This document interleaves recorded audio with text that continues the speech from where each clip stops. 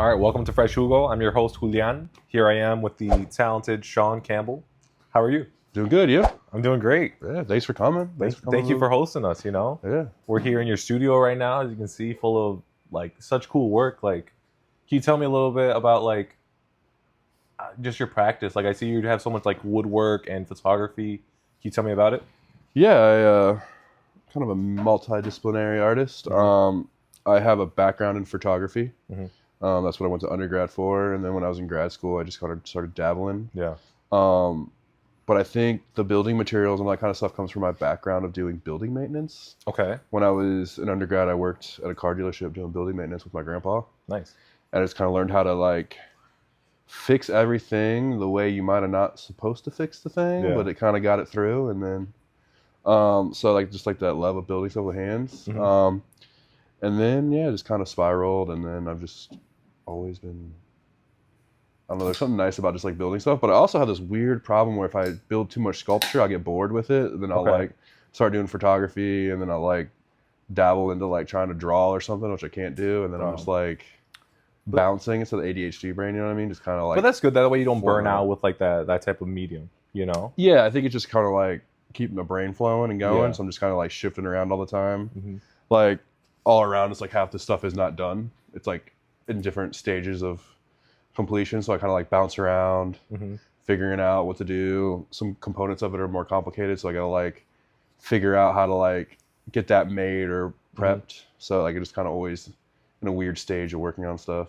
That's cool. Which is kind of nice. But so you went to undergrad at the University of Akron, right? Yeah, Akron.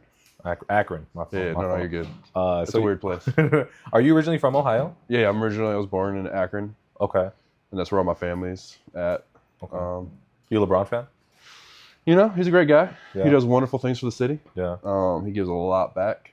You know, born in the same hospital. Oh, word? You know? That's cool. I don't know him personally, but you know, he only calls me. You're not cool with Bronny like that? I call him Bronny. Bronny? Yeah. That's because, you know, when I text him or whatever. You text him? Yeah. You know, that makes sense. But I was a little too late for his free college program he does, but you know, this is part of life. It happens. But you were studying undergrad in photography? Yeah. Right? So I mean, clearly in your work, you're like you said, you're bouncing back from photography and sculpture. So like, what got you into photography, into that field at first? Yeah, so I went to school a long time ago for undergrad, many years ago. Okay. And when I was in high school, I am old enough that my high school had a darkroom black and white photo class. Like that was intro, like darkroom photography. And I had to take an art class to like graduate high school. Yeah. And I just like took that, and I was weirdly good at it, and I really enjoyed it. And then I never touched it again. Just had a normal like high school. And then when I graduated, I knew that I had to go to college. I did not know what I was going to do. I just kind of wung it. I was like, you know what? I like photography. And I was good at it, so I'll do that. So before that, taking that photo class in high school, did you have any interest in arts at all? No. That was like my first experience with art. Wow. Yeah, no interest in it, but I kind of blindly ran towards it. Okay. So I don't know. What type of photography were you doing back then? So like early on in that, I was doing like large format 4x5 photos of the facades of all like the decrepit buildings in Akron, and I was like really interested in how they were like piece them together and like repurpose them for like modern uses. So like I was really interested in like when they would fill in windows with like modern bricks juxtaposed to like bricks from like the 1900s. So that weird like mix of texture, stuff like that. Okay. And then from that, I went to a program that was pretty traditional, built in the Yalean method is what I'd call it. If anyone studied Yale photography. So I kind of like took a right turn, and, you know, I was like, I don't want to follow all these like strict rules and I like make the perfect image. Yeah. So like before everyone was doing it, I went out and got some like point and shoot 35mm cameras. And I was just like documenting all my ruckus at night. Nice. Cause a problem I was running into is I like was practically working a full-time job while I was in school. So I was trying to figure out like how to make work while I was working and partying. Yeah. So I was like, I'll just combine my art and partying.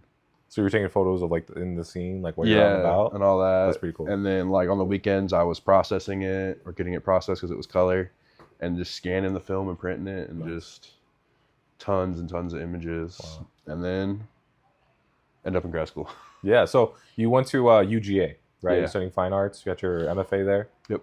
So what made you go to land in Athens, Georgia? Here. I knew I needed to get out of Ohio. Okay. I didn't really know how to get out of Ohio. You know, I was the first person in my family to graduate college. Okay. So I was just like, what's the next move? I know I wanted to go to college. I knew I wanted to make art, but I did not know how to make art. I see. And not like get sucked into the like just life there. So I applied to a handful of schools, none of them in Ohio. And at the end of the day, UGA made me the best offer. Yeah. I was really drawn to it too because it was a 3-year program. And they also offered me a teaching assistantship. So kind of just went that route. And you did it? Another thing, blind, kind of just blindly went into it. I taught while I was there for 2 years. Okay. Maybe not the best teacher in the world, but I care. Okay. That's all you can ask for. You know? Yeah. I was more focused on making art at the end of the day, so it's kind of a little selfish of me. But I see.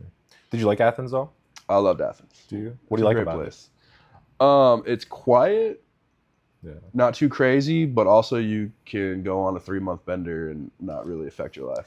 I don't know. You know, so anytime I've gone to Athens, I feel like, you know, people take me to the bars and stuff there, and I'm just not a fan. Are you going to the right bars? I don't know. It was like all the stuff downtown where I guess the cool places or whatever. After like the one in front, like the Sister Mary or church? Church, yeah, the church over there. You got to end at church. Got to end at church. Got to end at church. And then the place across the street, someone told me like, oh, this is a great spot to be, and I went in there and they're playing like a weird like reggaeton mixed with like 50 Cent, and I just so the secret to Athens, I think how I would like if I wanted to go back and have a good night in Athens, what I would do, is I would start I'd start at Manhattan. Okay. I'd have a drink. You need to have like a group of people with you. Yeah. And then you're gonna have one drink at the bar, and then you're gonna go to another bar. Yeah. Have another drink. What's the next bar though? Whatever bar you come next to, because I know, but you're gonna follow a straight line, and you're gonna go to the next bar. Yeah. And you're gonna end up going to like 25 bars. Got you. What are your more? And then you're gonna work your way back down to that end of the street. What are your top bars or like nightlife spots in Athens? Church was a big one. And then Manhattan. What's funny is like half the bars that I'm used to going to, like it's still a bar, but it's not the same bar because they're because you're not there no more. Their turnover there is crazy. Like at the workers, or what do you mean? No, I mean like the bars. Like the bars are always just like turning over and changing. So like I guarantee like the bar. Like I went to a couple. I always liked Roadhouse. Okay. It was like a grungy, gross, like just sticky like the movie? bar. Just like the movie. Yeah, worse.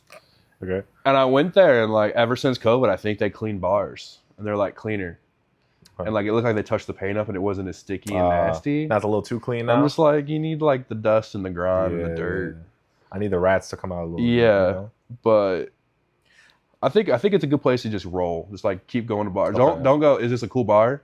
Just go in there. Yeah. Have one beer. And be like, this bar sucks. Yeah. And then you go to another bar, and you just keep going and going and going. Yeah.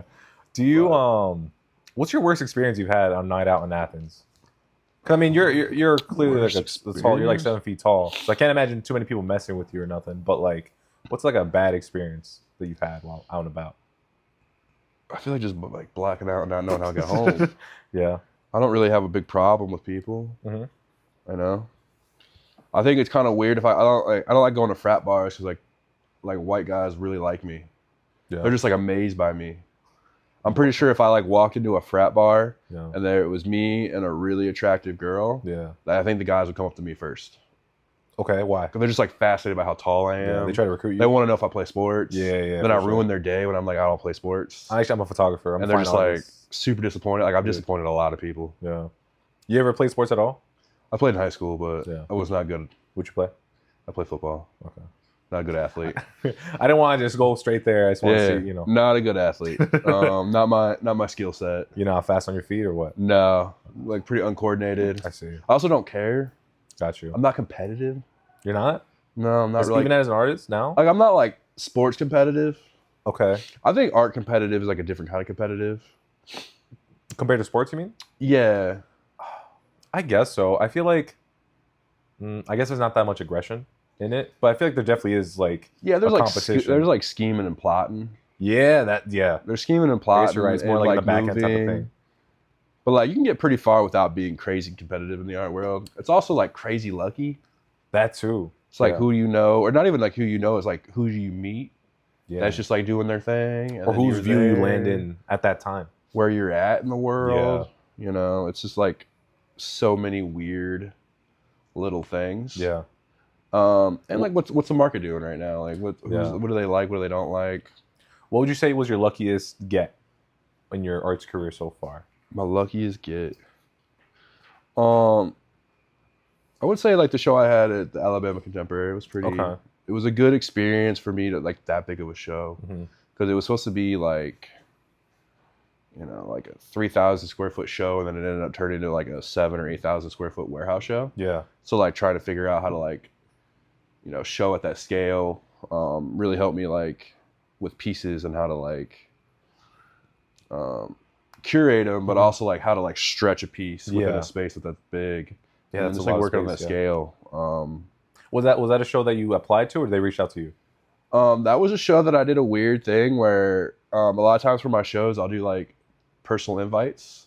Okay. Like I'll make like little personal invitations, and that's how I got connected with them, is through a personal invite. That's cool. So, the method. That's a new method right there. Yeah, you know, it's like, you know, it's promotions, marketing. Yeah. More personal. Yeah. It's like, I don't know. It's like just selling yourself in a different way, I guess. Yeah. I'm a quieter person, so I don't really like run into a room and just like yell at the top of my lungs. Different yeah, for sure. Type. Anytime I've like bumped into you at a show, you're kind of just like silently in the back, just enjoying it, you know? Which is it's a good quality, you know. It could when be you're this tall, you don't really have to. Yeah. How tall are you? 6'9". 6'9". So. Wow. But yeah. So are people ever surprised when you tell them you're an artist? Yeah. Like in your day to day. A lot of people. Yeah. A lot of people are disappointed that I don't play sports. They wish they could have my height to play sports because they would be millionaires according to them. Okay. I personally don't think they would be. Yeah, it's always really funny. Mm-hmm. I'll see how it gets when I get older. When they're like, don't think like they're like, then they're gonna be like, ask me if I played sports. A lot of them think I'm playing sports.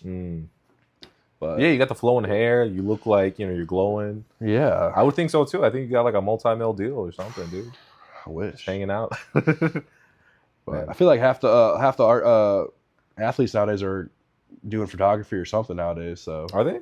Yeah, I feel like a lot of them are doing like sports photography, and when you got that kind of money and you retire at like 30, 35, I guess so. Or they do like commentating, that type of thing. Like, you know, you gotta find a hobby. I guess you're right. George W. Bush paints. Yeah, he does. I've seen some, and they're pretty good. Some of them are pretty good, which is crazy. You know, it's so wild. Do you ever do too many paintings? Too many paintings, or not too many paintings? You ever do painting? I try. Yeah, I feel like I've seen mostly just your sculpture, your photo work. I can't. I try. I don't think I'm good at painting. I think that's why I'm like drawn to it. Is I can't figure it out. What about it? I just can't, like, what's in my brain. I can't get it out under the. You said you're not good with hand coordination. It's not that. It's not. It's just like, I don't know how painting fully works, but I kind of like that, so I'm just like still learning it. I see. I don't know. I show every once in a while painting here and there, but I don't know. I'm trying. We'll figure it out. Yeah, for sure. It's fun. Like sculpture now, it gotten to the point that it's kind of easy. Yeah. Like I can like sketch it out and know what I'm gonna make and how it's gonna turn out. Gotcha. Speaking of your work, so, you know, for the past couple of years, I've seen that you've been working with the idea of the myth of the American cowboy, right? So just kind of expanding on that, into the idea of like that American cowboy is like more of like a mythological story, right? Not the literal whatever, just more the idea of like a working man in the U.S., all that. What made you like go with that for these past couple of years, like focusing on that in your work? Yeah. So in grad school, I was working on a body of work that was exploring the military complex and its relationship to football. Yeah. What is the relationship between that? It's a lot of like weird commonalities. So like when football started becoming a real popular in America, which was in like the late 1800s. Okay. It was this weird time when like there weren't really any wars going on. And like a lot of people, you know, like toxic masculinity and all that kind of weird stuff where they use it as a tool to like show off their masculinity. And it was like this really early football was like super brutal, like no pads, like people were dying. They had to change the rules because people kept dying. They had, like, I've seen some of the uniforms where they're just like a thin leather like uniform or like a helmet. And like the president Theodore Roosevelt had to like they had to have like a big old thing because they were gonna like outlaw it because like it was like 12 people died in 1 year, and all this kind of stuff. So it was just like this weird relationship that I found with that, and then like in contemporary forms of like, you know, you go. What's funny is people don't realize, but like a lot of people back in the day would go and watch battles. Yeah, like you're talking. They would like sit up on the hilltop times. and have a picnic and like watch like the Waterloo battle. Yeah, I didn't. Yeah, do they do that? They would do that back then. But I feel like that's just a common thing, like whether it goes to like boxing or even like you think of like the Roman Colosseum, that type of thing. Yeah, but I'm talking like an actual battle, like cannons and all that kind of stuff. But because it was like such a slower method of battle, you can kind of get away. I would say because they're like marching, they're in their like that kind of stuff. So like from a visual representation of like watching a football game, it's very similar. Like there's two sides, they line it up. I guess you're right. There's a lot of structure and rules to it, so that drew me in. It was also like a weird relationship to terminology, like Hail Mary and all that kind of stuff. Okay. So through all that, and in my work I use a lot of archives. I'm a big researcher and always just combing through archives. And archives of what? Anything. I use a lot of like Library of Congress, archive, U.S. archives, and just like within just like looking at football or military, just kind of looking at images, videos, and just kind of like pulling from that as a form of inspiration for the work and using it within the work. Okay. And in that research, I kept just finding more and more relationship to like the cowboy and all that. And then just one day it kind of like snapped and I was like, I think this work's done and it's time to start exploring the myth of the cowboy. It didn't start that easy, but kind of led up to it. Yeah, I just kind of led up to it. I like Reagan has a really good archive because he was like such a narcissist. So like he has a really good video archive. Oh yeah, for like his films and stuff. I mean, like as when he was president. Ooh. Like he was always being filmed, and it's all like digitally scanned online for you to look through. Wow. And he had a weird relationship to football too. Okay, what like how so? Like he played a football player, and then like there's just always, like he had a lot of like football stuff in his archive of like videos and stuff.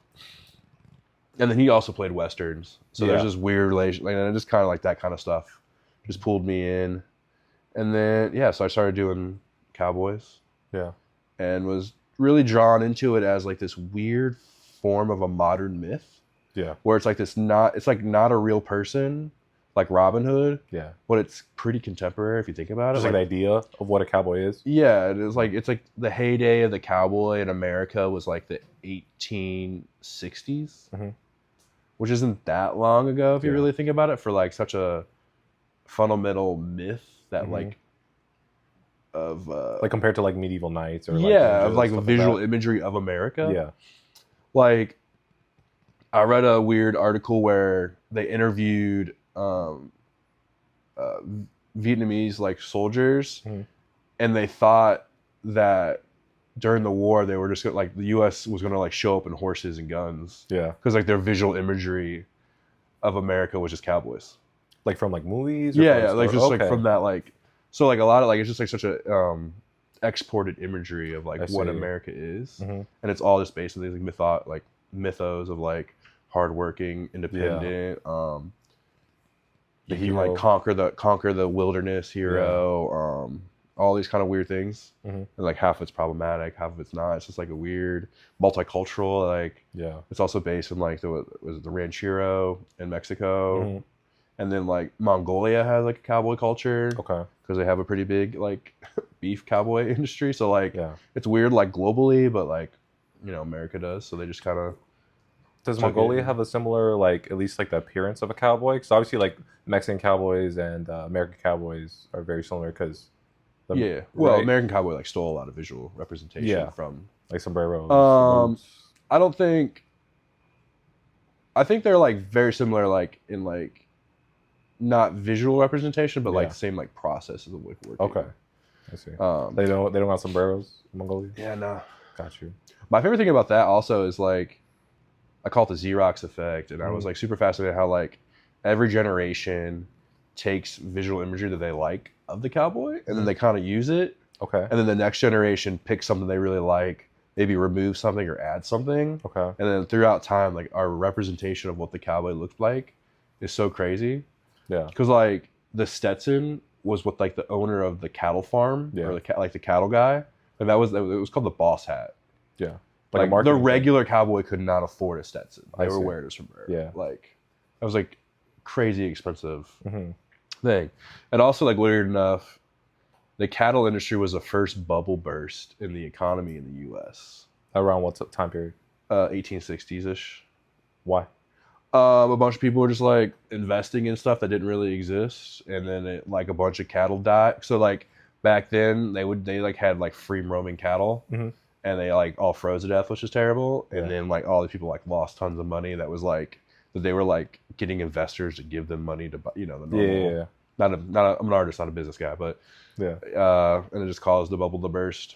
And then that's actually kind of why cattle cattle raising changed from free roaming to more on plots where they were like barbed. Okay. Just to go back a little bit, you were saying that each generation will take like a visual from the cowboy to what it is today. So like right now, like my visual of a cowboy in my head is obviously like, the cowboy hat, like a Stetson or something, maybe a nice belt and like boots. So like what from the beginning, like what was the actual visual, and what do you mean by like each generation? Yeah, like I think an early cowboy was really like this day laborer. Yeah. It was kind of like a gig job. They were kind of also like a truck driver. Because like a lot of the paths they were doing were like very familiar to them. They were like common trails, you know what I mean? Yeah. And they weren't, they were like, just like, it was a shitty job. Yeah. Like it can't, like being out in the sun all day. Leading these cows. With a horse sweating all over you. And like you haven't like shower. I don't know. It just seems like a terrible job. Yeah. And they were very wealthy, and all that kind of stuff. So there's that, and then like I'm always also like was drawn to like the 1920s version of a cowboy. Like their cowboy hat looks nothing like what we contemporary like think about a cowboy hat. They had more of like a 10-gallon style, like the giant top and the huge brim.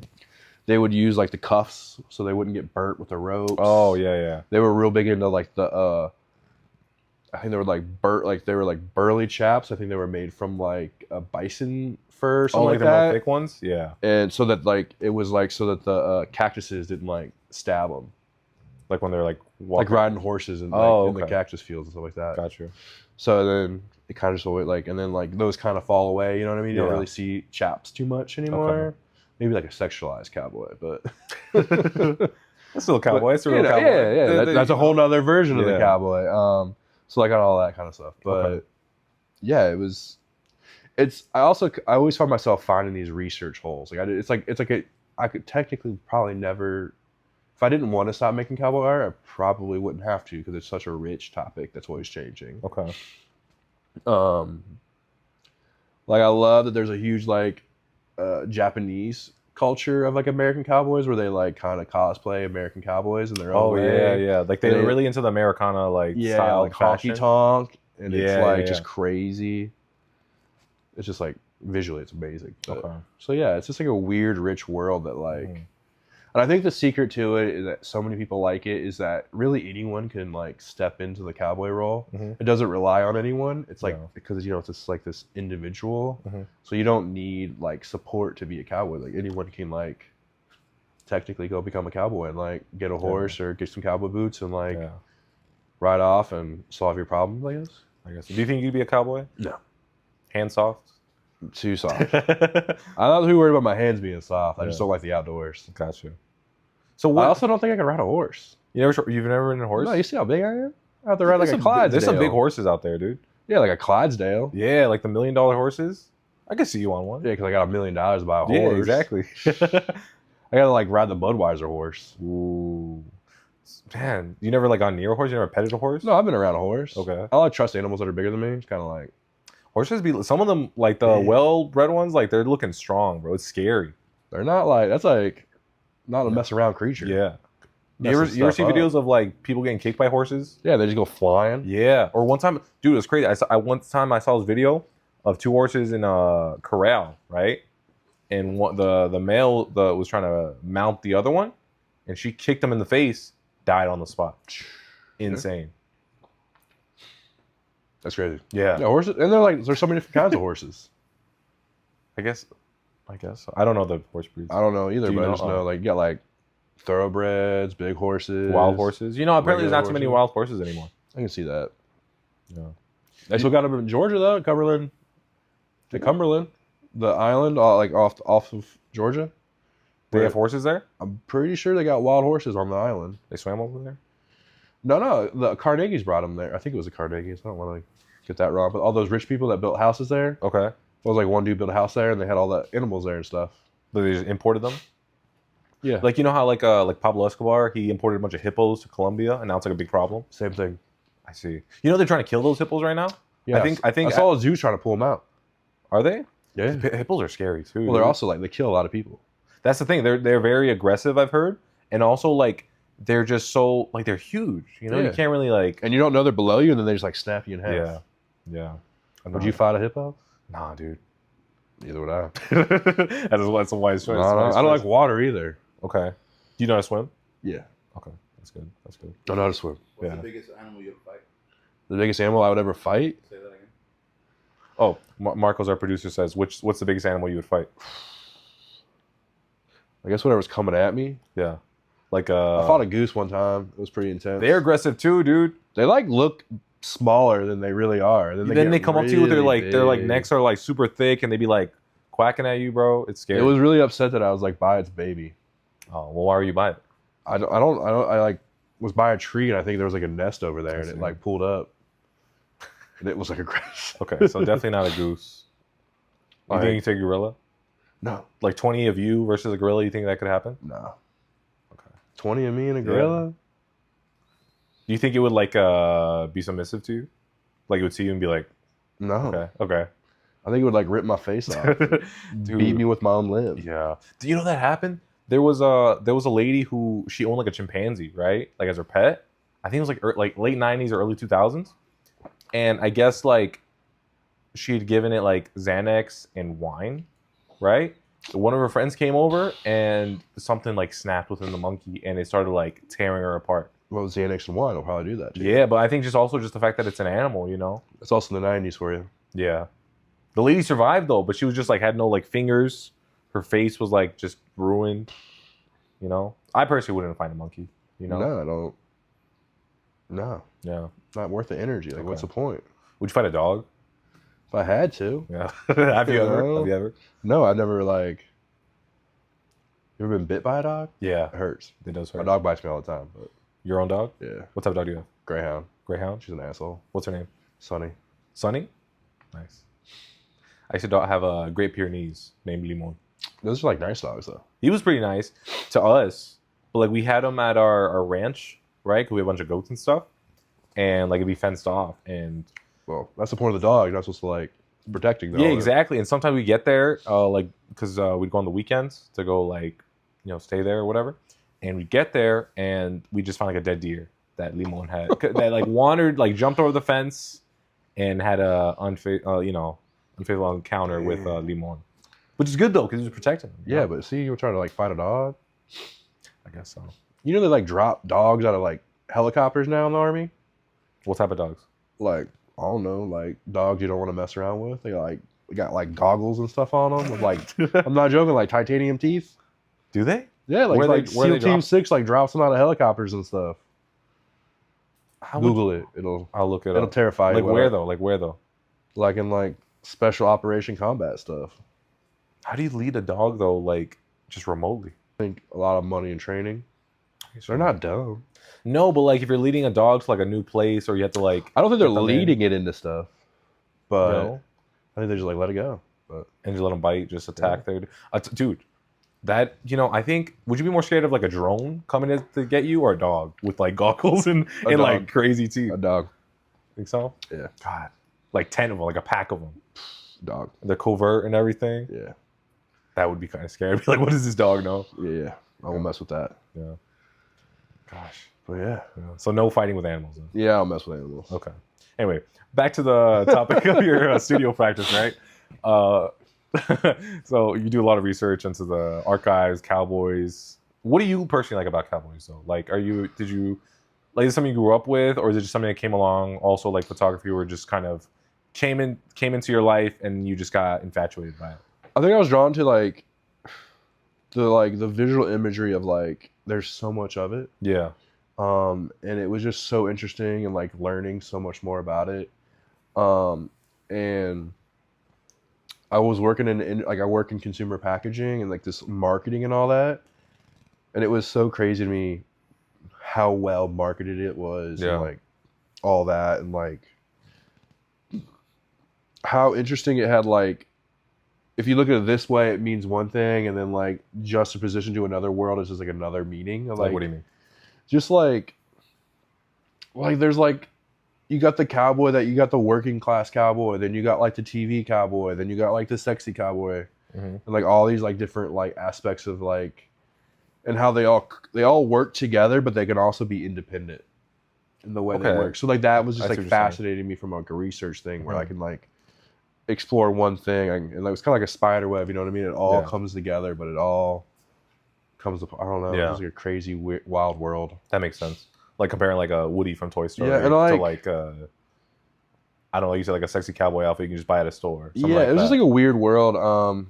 And like just coming, like, I don't know why I was fully drawn to it. And like I think for me it also came down to like just like my relationship to like working class and blue collar America, and like that weird like relationship to like how those ideas are sold to those like those classes of people, and how like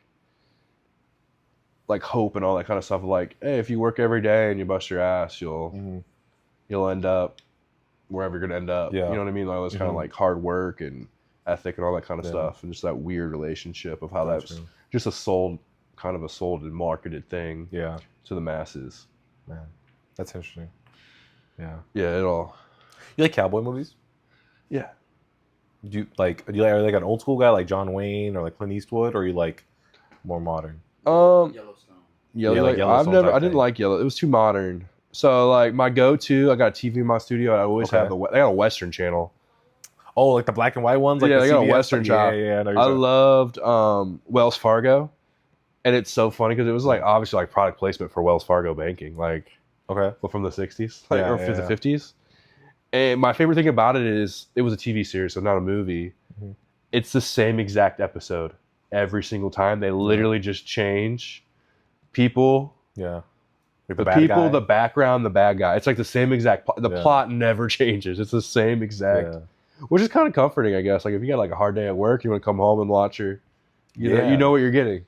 You know, you don't have to like be experimental, which is kind of scary, but at the same time. But I'm a big fan of the spaghetti westerns. Yeah, which is kind of funny to me because they're not American. Yeah, but I mean, I feel like the Italian, like what's it called? The geography is very similar, and it looks good on camera. It looks wonderful, you know. And I think just like visually, it's a dramatically different from what we like. But yeah, they're my favorite, but it's not American. So I feel like it is also like that's what makes it that much more American. Of the idea is that like it's being appropriated and then sold back to America. And then it like kind of became a fundamental component of like the visual Western imagery past that point. Was that what that was? Was it like the Italian like film studios doing creating them, or was it like a cheaper thing to film over there? The Good, the Bad, the Ugly was I like one of your classic spaghetti westerns that was an Italian, and they were all dubbed. You say Italian? Italian. Italian. Got that Midwest accent. Yeah, well, that's some Ohio stuff. Right there. Italian. Yeah. So it's like they were like dubbed in like so many different languages. Although they got that's what got Clint Eastwood up famous, you know. Yeah. And he still hasn't died. That is crazy. Just trucking along. He'd be looking kind of dead. You seen Gran Torino? Yeah, it's pretty funny. It's fucking crazy. He'd be just saying whatever. I learned some crazy shit in that movie. I learned some new slurs from that movie, dude. I was like, I didn't even know that was a thing, dude. It was I love that the Asians are the enemy in that movie. Well, it's funny is like it's like a certain type of Asian that like most white Americans wouldn't even like know we're Asian. Yeah. You know Were they what I mean? Laotian or something? What were they? I believe they were like something. I couldn't tell you where Laotia is. A less popular group over there. You know, that's interesting. That is funny. Clint Eastwood. Man, you know who had a good cowboy movie for the last couple years? Christian Bale. What was that movie? He was like a sheriff, and the Comanches were after him. You know what I'm talking about? You ever see that? I forget what it was called, but it was Christian Bale. He was transporting like a Native American across to his land, and then he was like fight the Comanches. Or you ever seen Kurt Russell's Bone Tomahawk? It's like a Western horror movie. Ooh. So it's like I forget what they do. They were messing with some more Native Americans, and then they get like captured, and they're just getting tortured and killed by them. But it's really interesting because I was like, I never seen like that take on the Western genre. Well, that's like the secret of it. There's just like crazy waves of like every little topic, every little thing you want out of it. Yeah, there's a Western. Yeah, I guess contemporary right. Western, traditional Western, My favorite thing is like you'll never think this. Technically, a Western is a historical film, right? Okay, yeah. It is a historical period film. Yeah. It's the most inaccurate historical period film you'll ever watch. Yeah. Because none of them are technically they're always in different costumes that never are actually appropriate for the time. They gotta get the aura up, dude. Come on. Like, clean, brand new boots and everything. Yeah, like everyone smelled like crap and everyone was dirty as hell. I guess so. Also, it was like the first boom in America too, which is kind of crazy. So it was kind of like the Silicon Valley, where everyone was just throwing money at that stuff. Dude, I would invest in Cowboys, dude. Why not? I would have sold Cowboy stuff. You want to sell Cowboy stuff? Yeah, like if I was in the Cowboy time period, I would have sold them all the Cowboy stuff. Would you be selling like snake elixir or like what? Nah, just like ropes and the cowboy blanket. Yeah, you ever played Red Dead Redemption? I did. Yeah, the first one or second one? First one. Yeah, that one was fun. Dude, I would love going to into town to the saloons, buying all my supplies and everything. You park your horse outside, you put them on a post. That's where the money's at. Dude, selling the beer. And... Dude, Red Dead Redemption, oh my god, dude, that was such a fun game. Like, really, and I love the fact that like half the game, other than like, you know, the crazy shootouts and stuff, you're just herding cows and that type of thing. Yeah. You're just like, it's like, oh, here's another cow herding level or something. That was mundane life. Yeah. But it really put me in the feel of a cowboy, you know? Boring. I got ADHD, that wouldn't work for me. No. Did you beat the game? No. I'd never, I had to be careful with video games. I get sucked in and never, I don't have a system in my house. Did you used to? Yeah. What'd you play? Play a lot of Fallout. But like on what console? Oh, PS. That would have been a PS3 back then. Yeah, PS3. I also play PlayStation. Shout out. You know what I mean? Xbox had that weird controller. Xbox. That's what I'm saying. Marcos grew up with an Xbox, and every time I go to his house, it'd be like a crazy like thing. The PS3, it's like perfect dual analog. Like it's great. I'm a Sony guy. Yeah, I know. I trust some Japanese. I will say. But like Fallout, that was fun. Which one did you play? New Vegas 3. New Vegas, yeah. New Vegas was fun. Yeah. That one. I was always like 2 years behind in my video games. But I think it's okay because they'd be on discount. Yeah. You know what I'm saying? When they go on that they used to do like the what's it called? They put in like a special like version of the game where it's like $20 now. I would love getting that, dude. The greatest hits, PS3 greatest hits. That's what they would do. Wild world. Yeah. Video games. So you don't play them now, no? No. I'm in here. Let's do it. I guess so. Hammering on stuff and like screwing into stuff and. That's fair, dude. Red Dead Redemption 2, dude. The cowboy technology has advanced. All right. You can like brush your horse's hair and that type of thing.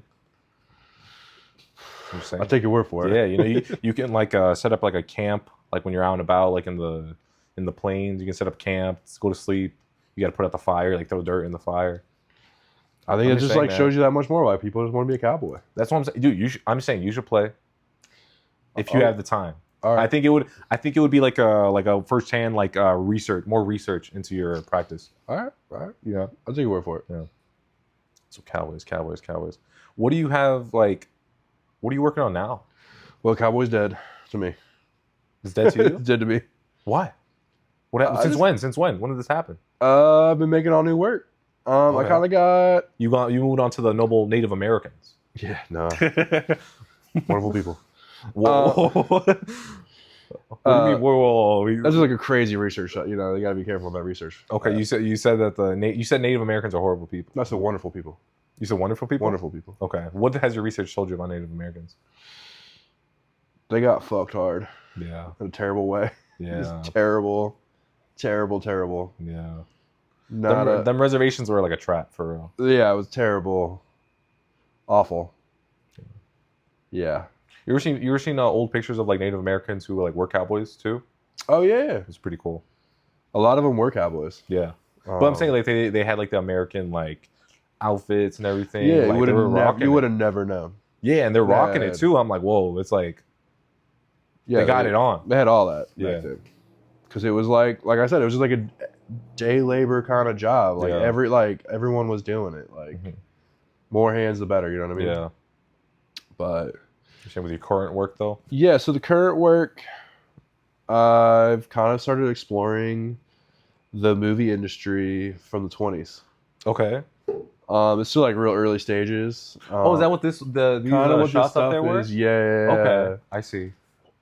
Interesting. I got a show coming up at the Sculpture Center in Cleveland, Ohio. Nice. So, been just kind of exploring this whole new topic, which it kind of comes from the Western, because like I got really like after doing all my research, I noticed myself just being really drawn to like the visual representation from the movies of the cowboy and like how much that sold. So then I was really interested in like, all right, let's like refine this ideas down. And so I'm like interested in like how the American dream was sold through Hollywood. I'm kind of focusing right now on the 20s, 30s, that weird time of like Prohibition. Yeah, like right before like World War I, right before World War II starts kind of happening. Yeah. Great Depression, you couldn't drink in America. Also, all this weird like time of like it was like the Gilded Age. So like like that 1% was doing great. Dude, all the workers were like not the greatest time for a worker. I'm just saying, I think like during Prohibition era, like imagine how fly would have been like you take out a beautiful woman and be like, yo, I know a spot. Take her to a speakeasy, real classy place. Drinks that are illegal, bro. I think America right there, marketing has sold you on the idea of that. I think it would be cool. I know a lot of them were actually like wood alcohol. And and you'd go blind. Yeah, you go blind. But the idea of it still is like, we got it here, you know? Yeah. It's like it's just like crazy to me that they just like quit. They just like outlawed alcohol. Like, and then they brought it back. They're like, this is not working. Clearly. It like literally invented organized crime in America. Is that where it started? It gave them all the money they needed. Yeah, I know they definitely had. Was it there before? Yeah, but like, imagine like making something that would make them like millionaires. Yeah. Gave you all the money you needed to go do organized crime stuff. Alcohol has always been there. I feel like just being like pirates, you know. Yeah. The rum, stealing things of rum. Yeah. That's also just like a movie thing, I think. I haven't done too much research on pirates, but I'm sure they actually were stealing rum and whatever else, you know. I think they stole anything. Grog. I think they just stole any and everything. Yeah. Pirate would be cool. But anyway, so you're saying with the you're going into the movie industry in the early 1900s. Yeah. I feel like that makes sense for you, like just like with your research with the cowboys and whatnot at that time, the movies. I'm interested in like the weird shift from silent to audio. Yeah. Kind of how that ruined careers. Yeah, like Charlie Chaplin, like stuff like that. I heard that is I never seen any of his like movies with sound, but I heard that they didn't do well. You know, he was super anti-sound. Yeah. Well, I got really interested when I read an article where it was like a lot of directors were anti-sound. No. Because they're like, all right, I think in the 20s it was like 3% of the population of the world spoke English, and they're like, why would I make movies for 3% of the population? That makes sense. When I could make a movie that's silent, that could communicate to the entire population of the world. I heard that one time I was just doing an interview with like an actor who did like commercials, and how he did a commercial. It was what's his name? Jesse Pinkman from Breaking Bad. Okay. He did like a gum commercial, and he didn't like spearmint or something, but it was no words, so it was just like acting whatever. And he said he like lived off that for like years because they would play it in different countries, just wherever, because they had no like speaking lines. And it's like what's crazy about that. Like when I read that and I went and watched a shot of the film, I was like, I get that. Yeah. Because like it does have like text in it, you know, like yeah, the you can cards. you can change it out. But that's such an easy change. Yeah. That is good. So yeah, that was an interesting thing, and just like the weird. It was like it's like right beginning of marketing and selling of ideas and stuff like and all like mass consumer and all that kind of stuff. So it's really rich and like the visuals. You know, like women could start being able to vote at that time. So like all these things started changing in America. So there's some like rich stuff there that I'm excited to explore. That's cool. And just kind of making some stuff, videos, sculptures, paintings. Cool. I guess I don't know. I'm excited. I'm excited to see it. If you were to rank all the different arts, how would you rank it? Like the crafts that you do. You said painting, pictures, sculptures. How would you rank that? I wouldn't rank it. And the reason I wouldn't rank it is I think like you got to sit down and ask yourself, all right, what do I want to make and how do I want to communicate it? And that's like also loaded because, you know, but let's say you want to make something, you want to communicate it. And maybe for what you're trying to do, sculpture is the best thing to do. Yeah. So I'm going to like shift to that. Maybe a 2D piece on the wall is going to help me communicate that.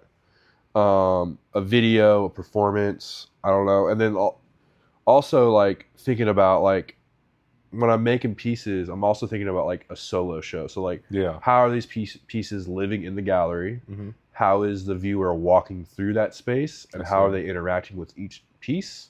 And how are all those pieces working together with the viewer in that space? I see.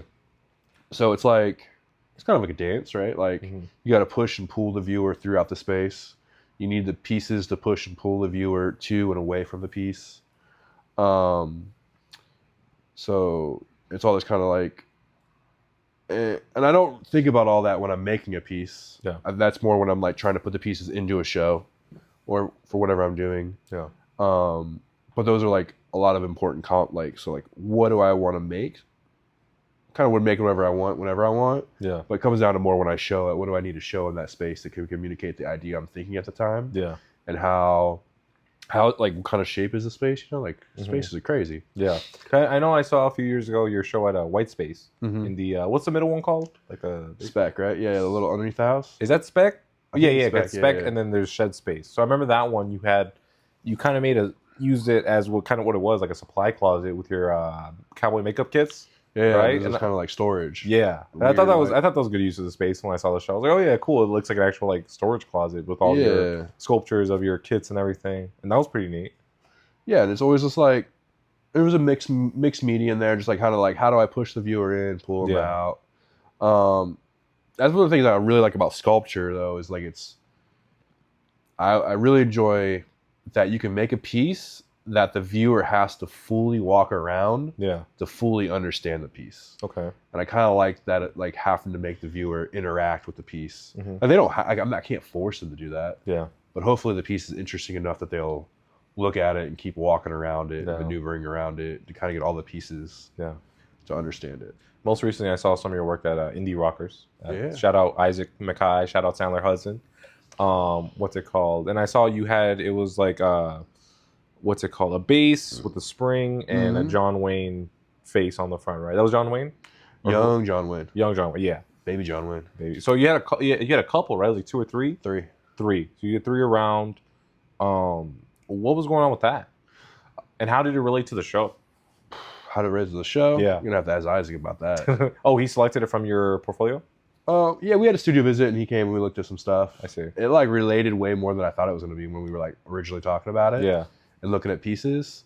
He just wanted some playful stuff. Yeah. And then you know how the show came together great. Yeah. But I did not, it was kind of more of just like playful kind of stuff. But for those pieces, I think for me that I'm really drawn to doing is like a lot of repetition. Like you'll see a lot of stuff where I'll make like 3s or more, just like a ton of them. Yeah. And for at least in that work, the cowboy stuff, it'll be, and I'm also like, I'm just drawn to like the ability, like that marketing, like it's just throwing at, you know what I mean? It's tons and tons and tons and tons and tons of the same thing. Kind of like relating it to the actual like industry of what it is. Yeah, kind of like manufactured. Carbon copy after carbon copy after carbon copy. That's cool. So really was really interested in that. Yeah, very Warhol. Yeah. Just like that mass consumer product. And then those weird little pieces were just like found, like the springs were found in the studio. Yeah. And I was just like playing around in the studio, and I was like, oh, this would be kind of funny if I had like a bouncy star. Yeah. And then I made the star, and I was like, all right, this needs something else. And I was like, John Wayne. Related back to the cowboy. Related back to the cowboy. I thought it was cool. It just reminded me of like a toy. And the whole show, Indie Rocker, was like a toy box, I feel like. Yeah. You know? So I feel like it did fit in really well. Yeah, it felt like a weird decoration kind of toy thing. Man. How many, since when did you graduate? When did you get your MFA? I graduated in 2019. 2019. Right before that COVID stuff. I think you were saying 19 something, like 1900s. I was 1922? I don't think you're that old. Okay, so would you say that's when your like career officially started, when you graduated? I guess. Okay, so I don't know. So let's say it's roughly like 7 years in, right? Let's just say. Yeah. Compared to where you are now, like what would you say to yourself like at the start when you were, you know, coming up and you just graduated, like on your career and just navigating the art space, especially here in Georgia, because you've been here in Georgia since you graduated? Yeah. Wow. So yeah, what would you like tell yourself from back then? Some advice. Just keep making. Yeah. Just keep making. Mm-hmm. I think that's like the hardest thing at the end of the day, is just to be able to keep making. Yeah. You know, this is a hard city to have a studio in. Yeah. But compared to other cities, it's not a hard city to have a studio in. Yeah. So yeah, like I just hope to have the ability to keep making what I want to make and how I want to make it. That's always shifting and changing, but you know, this is my like peaceful place. You know? It like calms my brain when I come here and start making stuff. So I love being in the studio and just making stuff and trying to figure out how to like digest and understand this crazy world around me and like communicate that to the viewer in a way that I feel most confident in, which is like through the visual medium. Yeah. And yeah, I'll just keep making art. I don't know. It's like if I look back, I would like, I knew that I would be making art. I don't know if I'd be making this art or this space, but like if I take a couple weeks off, I get real grumpy. So I gotta like be in the studio. Like that's funny. I get that itch. My methods of baking might change. Like I'll you know, I'm not always in this studio making work. I can be on my computer making work. So I have such different methods of making. Yeah. But I got to be making something. Yeah. And like at least combing through an archive or looking for stuff. Or like, do you ever like sketching down an idea or like writing something down? Yeah, sketching, drawing, writing, editing video. You know, just like there's so many different aspects of making nowadays and how my studio practice works. That's cool. But yeah. Nice. What's your biggest hurdle you've had so far, like in your art career? I always find like just like finding somewhere to show the work. Yeah. You know, like I don't have a problem making work, figuring out how to make work, you know. It's like hustle and that grind, but it's like finding a place to show the work and then just getting the work there. It's a big deal when you make a sculpture. Ceramic sculptures are pretty big. It's hard, yeah. I saw your show or your piece at the show, the Offering. Shout out Jacob, shout out Senya. Oh yeah. Way back when by Georgia State. I saw you had the at that point that was a marble sculpture you had there, right? Yeah. Yeah, that was pretty big. And it's not even that big. It looked pretty big from what I recall. I just had a piece in a show. I had that piece in the Alabama show that was like 22 feet. It was like 22 feet long by like 12 feet wide. It was like I made an entire saloon set. Really? It was like 12 4x8 panels with a bar cut in half. Sick. Do you have photos of that? Yeah. Show me that later. Whole set. Yeah. So like moving it can be challenging. You can't like I guess you can pop that in the mail, but like I don't got money to pop that in the mail and ship it. So that's like a hard thing. Take like a U-Haul or something? Yeah, renting a U-Haul. Nice. But yeah, I feel like that's a big hurdle, is like finding a place, and then once you find a place, it's like, all right, how did I get the funds to get that there? Yeah. You know, and all that kind of crazy world stuff. And also like it's so hard to show sculpture. Like you know, in the South, I don't think there's that many places that really want to show sculpture, especially the kind of sculpture that I'm making. Yeah. It's just not easy to show. I guess so. I need power and like, there's like monitors built into it and stuff. It's not the easiest stuff. Have you ever had to like reject like a gallery or an art space due to the fact that it just didn't fit with your work or like didn't have the capabilities you need, like electricity or something? Like the space? I haven't really rejected anything. But I'm really like selective when I'm like applying this stuff. You know, I see. When someone reaches out to me to do a show, Yeah, I won't reject that because I just like I'm like, all right, you Yeah. know what I mean? Like you really want, all right, you know, might what I as mean? well. Yeah. But and then like usually they'll work with you. You know what I mean? Like yeah, we don't have the funds to ship this up there, so like, Yeah. and I don't have the time. And I got a full-time job. I don't have the time to take a week off. Yeah. To drive up there and back. Yeah. So we'll figure out this other piece, like because I make all different sizes and scales. So Yeah. it's not hard to send you a thumb drive with a video on it. So there's Yeah. something we can show. That's true. One last thing. So you mentioned that you're also working a full-time job, right? How do you, as an artist, balance your life with, with your studio practice and also like working full-time, right? So how do you balance it? Organized chaos. Yeah. Yeah, like I feel like it's like the cycle, right? Because like I don't want to have a full-time job. I want to be in the studio full time, but I have to have a full-time job to pay for the studio. Yeah. So you gotta like figure out. And for me, it's in the studio on the weekends as much time as I can. Yeah. During the week a little bit here and there, and also just like shifting my methods of making. So like when I'm in the studio, I'm like building stuff. Yeah. But if I gotta edit video and stuff like that, I'll be at home editing video because like, or maybe sticking it in like while you're at work. I don't know. Yeah. But okay. lunch break. True. Maybe maybe on the clock. Maybe. If you can get away with it. Not saying nor denying.